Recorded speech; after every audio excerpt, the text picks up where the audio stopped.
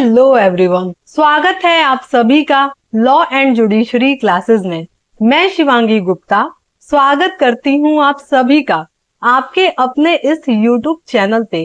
कैसे हैं आप सभी? उम्मीद करती हूं आप सभी बहुत अच्छे होंगे और अपनी पढ़ाई को बहुत अच्छे से जारी रख रहे होंगे।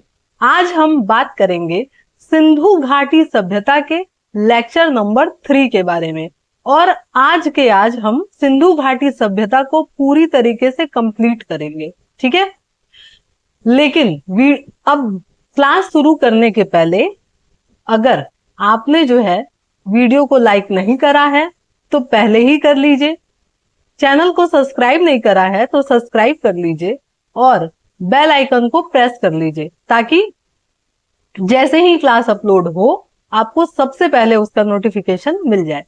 ठीक है, तो चलिए फिर बिना किसी देरी के स्टार्ट करते हैं आज के लेक्चर को। तो सबसे पहले हम देखेंगे सिंधु घाटी सभ्यता के बारे में। तो कुछ चीजें जो हैं हम लोगों ने कल देख लिया था, जैसे कि इनका रहन सहन कैसा था, ये क्या खाते पीते थे, मनोरंजन के लिए कौन कौन से साधन यूज करते थे, है ना, ये सारी चीजें हम लोगों ने कल देखा था। और क्या क्या विशेषताएं हैं इसको भी देखा था, है ना। आज हम बात करेंगे इनके अर्थव्यवस्था के बारे में। ठीक, क्योंकि पहले के लेक्चर में हम लोगों ने इनके सामाजिक जीवन, राजनैतिक जीवन, इन सब के बारे में बात कर लिया था।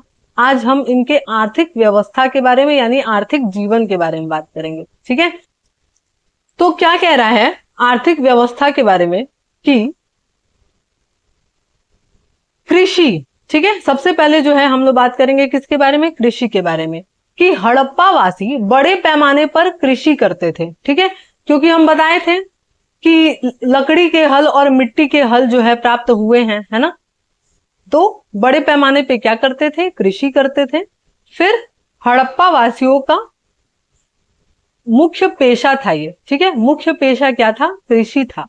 ठीक, आगे क्या कह रहा है, यहाँ के निवासी फसलों की बुआई नवंबर दिसंबर में करते थे और मार्च अप्रैल में क्या करते थे, फसलों की कटाई कर लेते थे। ठीक है, यानी बोते थे कब, नवंबर दिसंबर में, और काटते थे कब, आपके मार्च और अप्रैल में। फिर आगे क्या कह रहा है कि यह पूरे वर्ष में केवल एक ही फसल उगाते थे। ठीक है, यानी कि साल भर में ये क्या करते थे, एक ही फसल उगाते थे और उसको काट लेते थे। ठीक, आगे क्या कह रहा है, यह पत्थर के उपकरणों को खेती के लिए इस्तेमाल करते थे। मुख्यतः पत्थर का हंसिया, लकड़ी का हल इस्तेमाल करते थे। ठीक है, ये चीज हम बताए हैं आपको पहले भी कि लकड़ी के हल का प्रयोग करते थे ये, है ना। लकड़ी के हल के प्रयोग के साक्ष्य मिले हैं, कहां से मिले हैं कमेंट बॉक्स में बताइएगा। ठीक, तो क्या कह रहा है भाई कि पत्थर के हंसिए और लकड़ी के हल का क्या करते थे, यूज करते थे ये लोग। ठीक है, वापस से एक बार रिवाइज करा दे रहे हैं इसको। क्या कह रहा है, हड़प्पा वासी बड़े पैमाने पर कृषि करते थे, मुख्य व्यवसाय ही इनका क्या था, कृषि था। और ये क्या करते थे, नवंबर दिसंबर में अनाज को यानी कि फसल को बोते थे और मार्च अप्रैल में क्या करते थे, काट लेते थे। ठीक है, पूरे वर्ष में केवल एक ही फसल ये बोते थे और खेती करने के लिए ये किस किस उपकरण का प्रयोग करते थे, तो पत्थर के भी और साथ में लकड़ी के हल भी। ठीक है, चलिए आगे क्या कह रहा है आपका नोट। नोट क्या कह रहा है, बनावली से मिट्टी के हल प्राप्त हुए हैं, है ना। हम बताए थे ना कि मिट्टी का हल भी मिला है, तो कहां से मिला है, कह रहा है बनावली से मिट्टी का हल प्राप्त हुआ है। ठीक है, इसको याद रखिएगा, एग्जाम में पूछता है। क्लियर, चलिए आगे क्या कह रहा है, सिंचाई। अब सिंचाई की व्यवस्था, ठीक है, क्या कह रहा है कि सिंचाई की व्यवस्था कूप यानी कि कुआं, वर्षा का पानी, नदी के जल का प्रयोग करते थे। ठीक है, ये सारी चीजों का क्या करते थे, ये प्रयोग करते थे। ठीक है, आगे क्या कह रहा है, हड़प्पा वासी जल संग्रहण का तकनीक भी जानते थे, यानी कि पानी को इकट्ठा रखने का तरकीब भी ये जानते थे। क्लियर, आगे क्या कह रहा है, नहरों के साक्ष्य नहीं मिले हैं यहां से, लेकिन इसका अपवाद देखिए, हम पहले भी बोले हैं और अभी भी कह रहे हैं कि कोई भी बात जो है परमानेंटली कहीं के पे जा करके फिक्स नहीं होती है, हर चीज का कोई ना कोई अपवाद होता है। सिमिलर इसका भी है कि कह रहा है कि नहर के साक्ष्य तो नहीं मिले हैं, लेकिन इसका अपवाद क्या है, सुतगोई। ठीक है, कहाँ है, अफगानिस्तान में, जहां पे नहर के साक्ष्य मिले हैं। ठीक है, अब क्या कह रहा है, धौलावीरा से 2 बड़े जल कुंड का साक्ष्य मिला है। ठीक है, कहां से 2 बड़े जल कुंड का साक्ष्य मिला है, धौलावीरा से। ठीक, आगे वापस हम रिवाइज कराएंगे एक बार, है ना, उसका चिंता मत करिए, आप बस अच्छे से सुनिए, समझिए, और मन करे तो उसका नोट्स बनाते चलिए, लिखते चलिए। ठीक है, इससे आपका होगा क्या, आपका हिस्ट्री बहुत अच्छे से तैयार हो जाएगा। ना केवल आपके जो है जुडिशरी के लिए, आप एपीयू का एग्जाम दे रहे हैं उसके लिए भी, चाहे आप यूपीएससी लेवल का एग्जाम देना चाहते हैं, स्टेट पीसीएस का देना चाहते हैं, या कोई भी वनडे एग्जाम देना चाहते हैं, आपके प्री जो है वो आसानी से निकल जाएगा। इतनी हिस्ट्री अगर आप पढ़ लेते हैं तो आपके लिए सफिशियंट है। ठीक है, मेंस के लिए कुछ अलग से करना पड़ता है, लेकिन प्री के लिए आपके सफिशियंट है। चाहे आप आरओ एआरओ की भी तैयारी क्यों ना कर रहे हो, सबके लिए। ठीक है, चाहे आप यूपीएसआई की तैयारी कर रहे हो, किसी भी एग्जाम के लिए। ठीक है, जहां भी हिस्ट्री आता है। चलिए, मुख्य फसलें क्या कह रहा है, हड़प्पा वासियों की मुख्य फसलें गेहूं और चावल थी। ठीक, याद रखना है क्या थी, गेहूं और चावल। कमेंट बॉक्स में एक क्वेश्चन है मेरा, और आपको उसका जवाब देना है कि मानव द्वारा उगाया गया सबसे पहला फसल कौन सा था। ठीक है, किस काल में उगाया था और सबसे पहला फसल कौन सा था, आपको जवाब देना है। ठीक है, चलिए आगे क्या कह रहा है, इसके अलावा जौ, मटर, सरसों, ज्वार, कपास आदि भी क्या करते थे, मनुष्य उगाते थे। ठीक है, गन्ने की फसल का कोई साक्ष्य नहीं मिला है। ठीक है, इसको याद रखना है कि गन्ने की फसल का कोई साक्ष्य नहीं मिला है। ठीक, आगे क्या कह रहा है, कपास की खेती का साक्ष्य मेहरगढ़ से प्राप्त हुआ है। ठीक है, कपास की खेती का साक्ष्य कहां से मिला है, मेहरगढ़ से प्राप्त हुआ है। ठीक है, आगे अब क्या है आपका पशुपालन। ठीक है, अब पशुपालन में क्या कह रहा है कि सैंधौवासी कुत्ता, बकरी, भेड़, ऊंट, बैल, भैंस इत्यादि पालते थे। ठीक है, ये सारे जानवर वो क्या करते थे, पालते थे। ठीक है, आगे क्या कह रहा है, इन लोगों का सबसे प्रिय पशु का क्या था, कुबड़ वाला सांड यानी कि बैल था। ठीक है, सबसे प्रिय पशु था। ठीक, आगे क्या कह रहा है, ऊंट का साक्ष्य सुरकोड्डा, कालीबंगा, सुटका गेडोर और मोहनजोदाड़ो से मिले हैं। ठीक है, कहां कहां से मिले हैं ऊंट के साक्ष्य, सुरकोड्डा, कालीबंगा, सुटका गेडोर और मोहनजोदाड़ो से। ठीक, अब कह रहे हैं घोड़े की हड्डी का साक्ष्य कहां से, जहां से घोड़ा मिला होगा वहीं से मिलेगा, तो सुरकोड्डा, मालवा, कुतांसी और शिकारपुर से मिला है। ठीक है, सारे नाम याद रखने जरूरी नहीं है, ये अगर आप 2 नाम याद रखते हैं तो आपके लिए पर्याप्त है। ठीक है, 2 नाम याद रखेंगे तो पर्याप्त है। हाँ, बार बार पढ़ेंगे तो सारे नाम ऑटोमेटिक याद हो जाएंगे। ठीक है, आगे क्या कह रहा है, हाथी के साक्ष्य सुटकोड्डा, लोथल से मिले हैं एवं मोहनजोदाड़ो से हाथी की खोपड़ी मिली है। ठीक है, यानी कि हाथी के साक्ष्य कहां कहां से मिले हैं, तो इन जगहों से मिले हैं। ठीक है, याद रखना है। ठीक, अब है आगे नोट क्या कह रहा है कि हड़प्पा सभ्यता से खुदाई के दौरान गाय के साक्ष्य प्राप्त नहीं हुए हैं। ठीक है, ये चीज याद रखना है आपको कि पशुओं को पालतू तो बनाते थे, लेकिन गाय के साक्ष्य नहीं मिले हैं। ठीक है, कहां पे, सिंधु घाटी सभ्यता में खुदाई के दौरान। ठीक, लेकिन यह माना जाता था कि गाय उस काल में मौजूद थी, है ना, गाय मौजूद थी लेकिन साक्ष्य नहीं मिले हैं, है ना, क्योंकि भाई गाय नहीं रहेगी तो बैल वैल कहां से आएगा, है ना। चलो, अब क्या कह रहा है, शेर के अवशेष नहीं प्राप्त हुए हैं। होगा, ऐसा तो है नहीं कि भाई शेर नहीं होगा, लेकिन साक्ष्य नहीं प्राप्त हुआ है। ठीक है, आगे क्या कह रहा है, सिंधु घाटी सभ्यता के अधिकतर मोहरों पर सांड और कुबड़ वाला बैल के चिन्ह मिले हैं, क्योंकि सबसे प्रिय पशु था भाई, तो जाहिर सी बात है कि मुहरों पे तो रहेगा वो अंकित, ठीक है, मुहरों पे रहेगा छपा हुआ। तो वही कह रहा है कि सिंधु घाटी सभ्यता के अधिकतर मुहरों पे क्या था, सांड और ऊबड़ वाले बैल के चिन्ह पाए गए हैं। ठीक है, आगे क्या कह रहे हैं,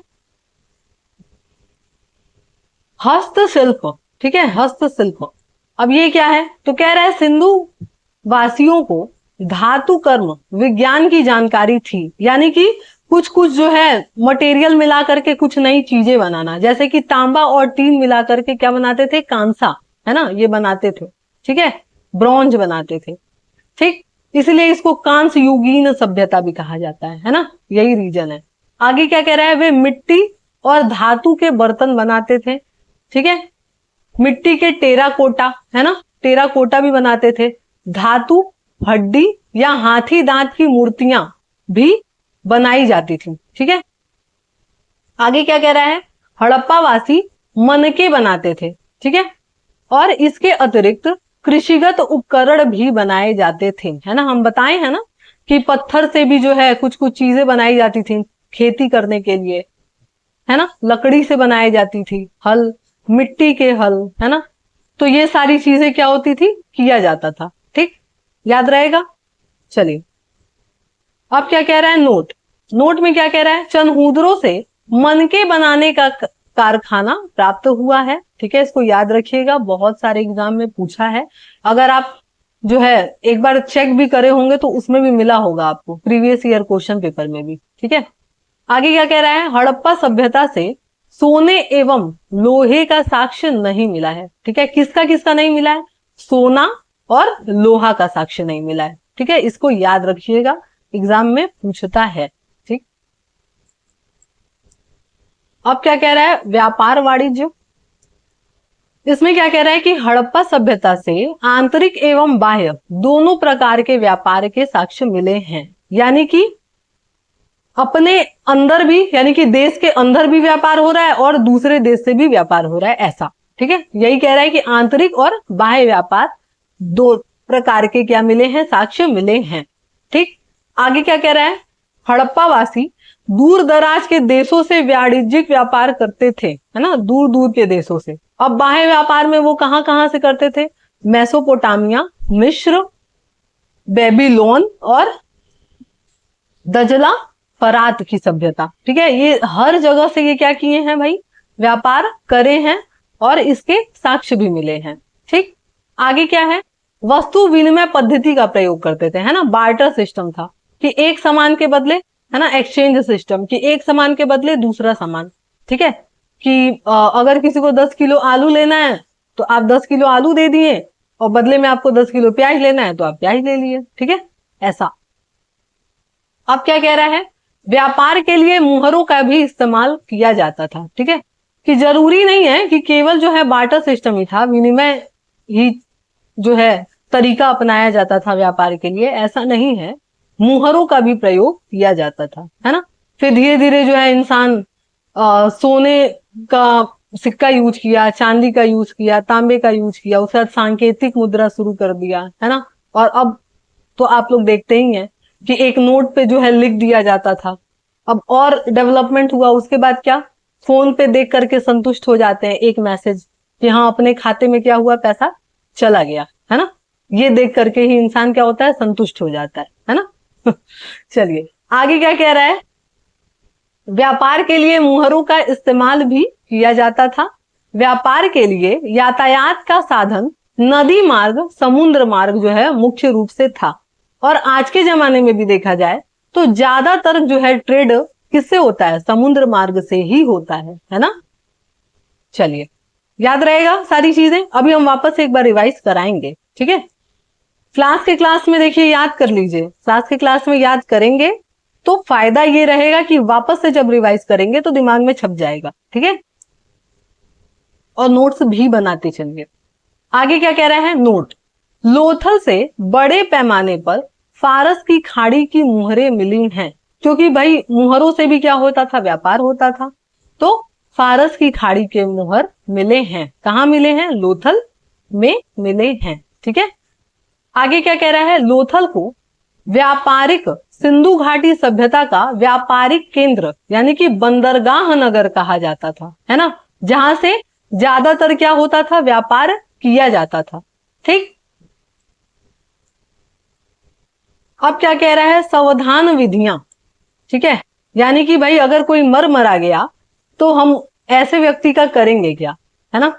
तो क्या कह रहा है, 3 तरीके का चीज था, पूर्ण सावधान, आंशिक और दाह।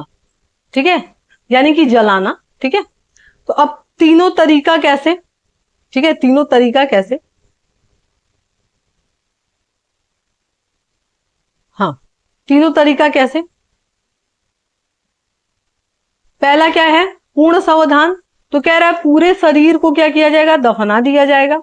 आंशिक, आंशिक में क्या कि इसमें जो है क्या किया जाएगा, शरीर को खुले में छोड़ दिया जाता था। पहले जो है पशु पक्षी क्या करेंगे, उसका भक्षण करेंगे, उसे खाएंगे, और बचा हुआ जो अवशेष है उसको क्या किया जाएगा, दफना दिया जाएगा।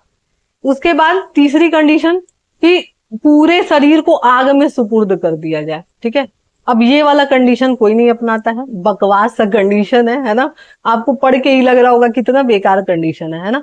तो ज्यादातर लोग क्या अपनाते हैं, ये और ये। ठीक है, हिंदुओं में अक्सर अग्नि में ही क्या किया जाता है, मनुष्य को दे दिया जाता है ना, याद रहेगा।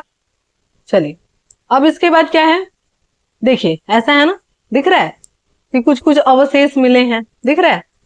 चलिए, अब क्या है, लिपि। तो भाव चित्रात्मक भी थे और मुद्रिका भी थी। ठीक है, 2 तरीके की चीजें थी। कैसा, देखिए ऐसा लिखा है ना, 2 प्रकार की। भाव चित्रात्मक जैसे कि कोई चित्र वगैरह बन गया है ना, दिख रहा है ये चित्र। इसको अभी भी जो है समझा नहीं जा सका है कि ये है क्या, बस चित्र के माध्यम से जो है लिपि वगैरह यूज की गई थी। क्योंकि आद ऐतिहासिक इसलिए कहा जाता है क्योंकि अभी तक इसे पढ़ा नहीं गया है ना। तो क्या है, इसमें अक्षरों और संकेत मिले हैं और आज तक नहीं पढ़ा जा सका है। देखिए लिखा है ना, आज तक नहीं पढ़ा जा सका है। अब क्या है, ब्रुस्टोफिडेन। अब ये क्या है कि इसमें एक पंक्ति दाएं से बाएं लिखी गई थी, तो दूसरी पंक्ति बाएं से दाएं लिखी गई थी। इस लिपि से स्वास्तिक चिन्ह प्राप्त हुआ है, जो सूर्य पूजा का प्रमाण है। ठीक है, स्वास्तिक चिन्ह प्राप्त हुआ है कहां से, ब्रुस्टोफिडेन से। ठीक है, जो ब्रुस्टोफिडेन आपकी जो है लिपि पद्धति है उससे, और स्वास्तिक चिन्ह मिला है इससे, और जो कि क्या दर्शाता है, सूर्य की पूजा को दर्शाता है। ठीक, आगे क्या है, मुहरे। अब मुहरों में क्या कह रहा है कि हड़प्पा सभ्यता से बड़े पैमाने पर मुहर प्राप्त हुए हैं, है ना। क्योंकि भाई व्यापार होता था दूर दराज के क्षेत्रों में, तो मुहर तो मिलेगा ही मिलेगा। फिर क्या कह रहा है, ये मुहरों पे किस किस किस चीजों से जो है क्या करते थे, बनाते थे, तो सेल खेड़ी का, मिट्टी का, चर्ट का, गोमेद का और तांबे से बनी हुई मुहरे क्या करते थे, यूज करते थे। देखिए कुछ इस टाइप की मुहरे थी, यहाँ है ना, कुछ इस टाइप की मुहरे थी। ठीक है, ये आगे क्या कह रहा है, यह मुहरे अंडाकार, वृत्ताकार, आयतकार बनी हुई थी। ठीक है, मतलब हर डिजाइन में बना हुआ था, ऐसा नहीं कोई एक डिजाइन है, हर डिजाइन में उसको क्या किया था, बनाया गया था। ठीक है, अब क्या कह रहा है, सबसे प्रसिद्ध कौन सा था, वृत्ताकार था। ठीक है, सबसे प्रसिद्ध। अब कह रहा है मुहरों पे सबसे ज्यादा पीपल का पत्ता और एक सींग वाले जानवर की आकृति बनी है। ठीक है, क्या क्या, पीपल के पत्ते का और एक सींग वाले जानवर की आकृति सबसे ज्यादा कहां बनी है, मुहरों पे बनी है।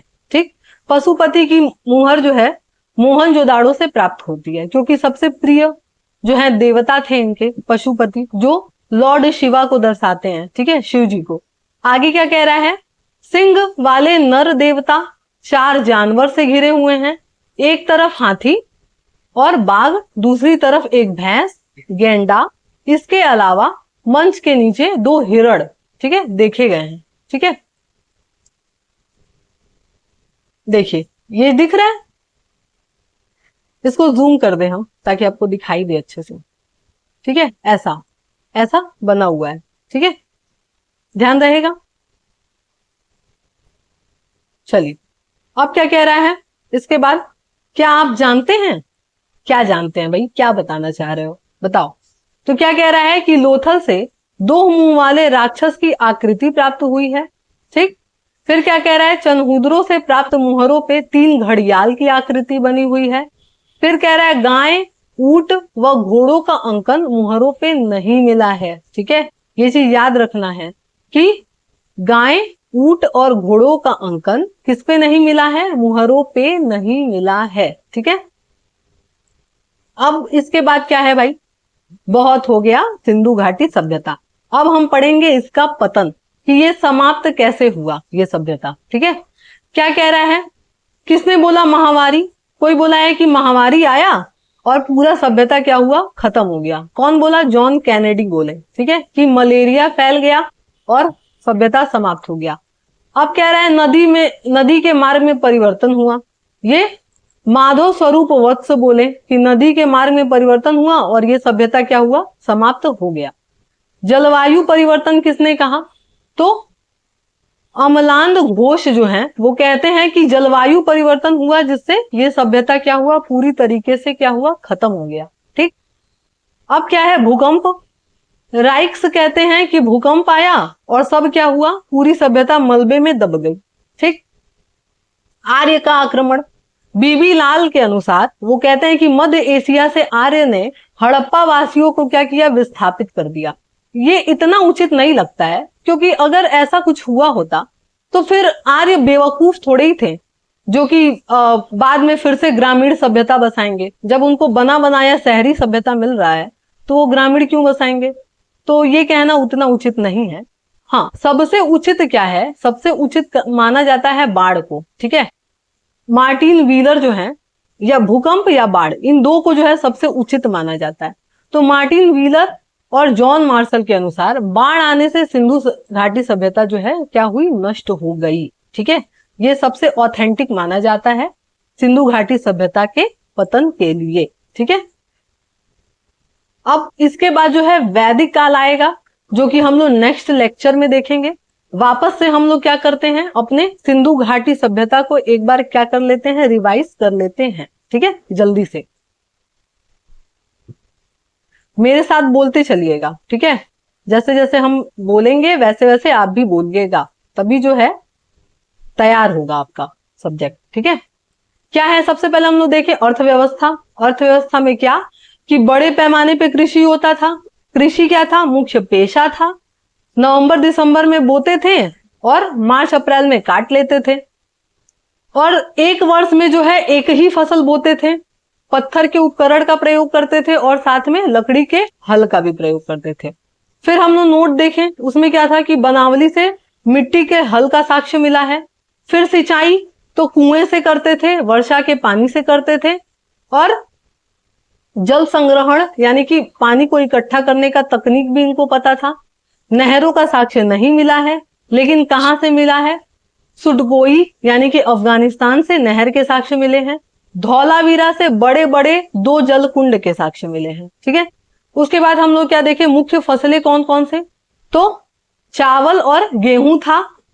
इसके अलावा क्या, जौ, मटर, सरसों, ज्वार, कपास, ये सब जो है क्या किया जाता था, उनके द्वारा उगाया जाता था। फिर नोट में क्या लिखा है कि कपास की खेती का साक्ष्य जो है वो कहां से मिला है, तो मेहरगढ़ से मिला है। ठीक है। अब कह रहा है पशुपालन, तो ज्यादातर कौन से पशु पाले गए भाई, कुत्ता, बकरी, भेड़, ऊंट, बैल, भैंस इत्यादि। सबसे प्रिय पशु कौन, तो कुबड़ वाला सांड या बैल। ठीक। अब क्या कह रहा है कि ऊंट के साक्ष्य कहां से मिले हैं, तो इन जगहों से मिले हैं, सुटका गेडोर, ठीक है, सुटकोटदा, कालीबंगा, मोहनजोदाड़ो। घोड़े का तो वही कुछ कुछ चीजें जो है सिमिलर, भाई ऊंट का साक्ष्य, घोड़े का साक्ष्य सुटका गेडोर से। ठीक है। फिर क्या कह रहा है, हाथी के साक्ष्य कहां से मिले हैं, मोहनजोदाड़ो से, सुटकोटदा से, लोथल से। ठीक है। हाथी के घोपड़ी के साक्ष्य कहां से, मोहनजोदाड़ो से। फिर कह रहा है कि खुदाई के दौरान गाय के साक्ष्य नहीं मिले हैं, लेकिन इसका मतलब ये नहीं है कि उस समय गाय नहीं थी। ठीक है, ऐसा हो ही नहीं सकता। ठीक। अब क्या कह रहा है, शेर के भी साक्ष्य नहीं मिले हैं, लेकिन ऐसा नहीं है कि होगा नहीं, होगा तो जरूर। फिर क्या कह रहा है कि अधिकतर मुहरों पे क्या था, किस जानवर के चिन्ह थे, तो सांड और ऊबड़ वाला बैल। ठीक। फिर हस्तशिल्प क्या, तो इन लोगों को क्या क्या बनाने आता था हाथ से, तो तांबा और टीन मिला करके कांसा बना लेते थे ये, मिट्टी के धातु बनाते थे, बर्तन बनाते थे, टेरा कोटा बनाते थे, है ना, मनके बनाना जानते थे ये। फिर इसके अतिरिक्त कृषि उपकरण भी ये बनाते थे। फिर क्या कह रहा है, चनहूदरों से मनके बनाने के साथ कारखाने मिले हैं, और हड़प्पा से सोना और लोहे का साक्ष्य नहीं मिला है। ठीक है, इसको याद रखना है। फिर क्या कह रहा है, व्यापार वाणिज्य में तो आंतरिक और बाह्य दोनों तरीके का व्यापार होता था, और दूर दराज के जगहों पे भी क्या होता था, व्यापार होता था, जैसे कि मेसोपोटामिया, मिस्र, बेबीलोन, हर जगह क्या होता था, इनका व्यापार होता था। जैसे कि दजला फरात की सभ्यता है ना, ये भी है। फिर क्या कह रहा है, विनिमय पद्धति यूज किया जाता था व्यापार के लिए, लेकिन ऐसा नहीं है, मुहरों का भी प्रयोग होता था। ठीक। और अधिकांशतः मुहर कहाँ पाए गए हैं, तो लोथल में पाए गए हैं। ठीक है, फारस की खाड़ियों के मुहर ज्यादातर कहाँ मिले हैं, लोथल में मिले हैं। और बंदरगाह, सबसे प्रसिद्ध बंदरगाह कौन था, तो लोथल ही था। ठीक है। इसके बाद क्या कह रहा है, शवधान विधियां, पूर्ण संवधान, आंशिक और दाह, तीनों हम लोग पढ़े। पूर्ण में मतलब पूरी तरीके से दफना दीजिए, आंशिक में पहले छोड़ दीजिए, जानवर उसको खा वाले, उसके बाद उसको बचे हुए को दफनाइए, और दाह मतलब सीधे अग्नि के हवाले कर दीजिए। ठीक है। उसके बाद हम लोग क्या देखें कि लिपि, तो दो तरह की, एक भाव चित्रात्मक यानी कि चित्र वगैरह बना करके दर्शाया गया है, और एक ब्रुस्टोफिडेन से। ठीक है, तो भाव वाले कौन से, अक्षर जिसको पढ़ा ही नहीं जा सका है, जो भी संकेत वगैरह बना है, और इसमें क्या मिला है, तो स्वास्तिक चिन्ह मिला है, जो कि सूर्य पूजा को दर्शाता है। उसके बाद हम लोग क्या देखें, मुहरे किस किस चीजों से बने हुए थे, तो सिलखेड़ी, मिट्टी, चर्ट, ठीक है, तांबे वगैरह इसके बने थे, गोमेद, तांबे। ठीक।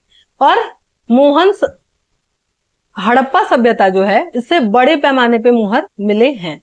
फिर ये मुहर कैसे थे, अंडाकार, वृत्ताकार, आयताकार, हर तरीके के थे, लेकिन सबसे ज्यादा किस तरह के मुहर मिले हैं, तो वृत्ताकार मिले हैं। फिर क्या कह रहा है कि सबसे ज्यादा मुहरों पे कौन से चिन्ह थे, पीपल का पत्ता और एक सिंग वाले जानवर की आकृति मिली है। ठीक। और मुहरों पे पशुपति की भी जो है क्या मिला है, चिन्ह मिला है। ठीक है। फिर क्या कह रहा है कि जो है लोथल से दो मुंह वाले राक्षस की आकृति भी मिली है, चनहूदरों से 3 घड़ियाल की आकृति मिली है, और गाय, ऊंट व घोड़े का अंकन मुहरों पे नहीं मिला है। उसके बाद हम लोग देखें पतन का कारण, तो जॉन कैनेडी बोले महामारी आ गया था। नदी का मार्ग परिवर्तन कौन बोला, माधव स्वरूप वत्स। जलवायु परिवर्तन कौन बोला, अमलांध घोष। और भूकंप कौन बोला, राइक्स, कि भूकंप आ गया था, इसलिए क्या हुआ, सारी सभ्यता खत्म हो गई। आर्य का आक्रमण कौन बोला, बीबी लाल। और बाढ़ जो है, मार्टिन व्हीलर और जॉन मार्शल ने कहा कि बाढ़ की वजह से सिंधु घाटी सभ्यता क्या हुआ, समाप्त हो गया, खत्म हो गया। ठीक है। ज्यादातर ऑथेंटिक क्या है, यही लास्ट वाला। ठीक, बताया मैंने। तो चलिए फिर यहाँ पे अपना सिंधु घाटी सभ्यता समाप्त हुआ। उम्मीद करते हैं आज का लेक्चर आपको पसंद आया होगा। अगर पसंद आया है तो लाइक जरूर करिएगा, चैनल को सब्सक्राइब करिएगा, और ज्यादा से ज्यादा लोगों को शेयर करिएगा जिसको भी इसकी जरूरत है। ठीक है। और एक छोटी सी नोटिफिकेशन, अगर आपको मेरे साथ जुड़ करके पढ़ना है तो आप बिल्कुल पढ़ सकते हैं। करना क्या है, इसके लिए एक नंबर पे आप जो है मुझे एक मैसेज कर सकते हैं, जिससे मैं आपको सारी इंफॉर्मेशन क्लास के बारे में दे सकूं। नंबर क्या है, 7408472680। ठीक है, इस नंबर पे आप जो है मैसेज कर सकते हैं। कोई भी इंफॉर्मेशन लेनी हो, आपके एग्जाम से रिलेटेड, पढ़ाई से रिलेटेड, कोई डाउट है, कंफ्यूजन है, पूछ सकते हैं बेहिचक। ठीक है, तो चलिए फिर मिलते हैं नेक्स्ट क्लास में।